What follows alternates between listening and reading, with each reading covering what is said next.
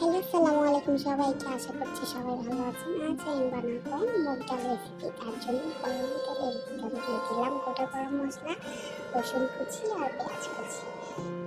দিয়ে একটু ভালোভাবে কষিয়ে নেব যাতে কাঁচা গন্ধটা চলে যায়। এরপর দিয়ে দিব আদা কুচি, রসুন কুচি, সরিষা বাটা, পাঁচফোড়ন বাটা, হালকা কাঁচামরিচ বাটা, দিয়ে দিব শুকনো মরিচের গুঁড়ো, হলুদ গুঁড়ো, ধনিয়ার গুঁড়ো, গরম মশলার গুঁড়ো, হালকা একটু পানি দিয়ে ভালোভাবে কষিয়ে নেব। এরপর মশলাগুলো পরিষ্কারভাবে ধুয়ে সেই কষানো মশলার উপর দিয়ে দেবো।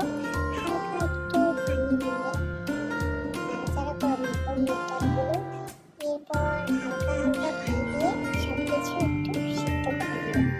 একটু সিদ্ধ হয়ে এলে এরপর দিয়ে দেবো মুরগির সেই অংশগুলো। সব কিছু দিয়ে নাড়াচাড়া করে পানি দিয়ে সব কিছু মিলে একটু সিদ্ধ করে নেব। সবশেষে দিয়ে দিব সেই ভেজে রাখা আলু কুচিগুলো। আজকে আমি আলু করে নিলে সবকিছুর সাথে আলু খেতে খুব পছন্দ করি।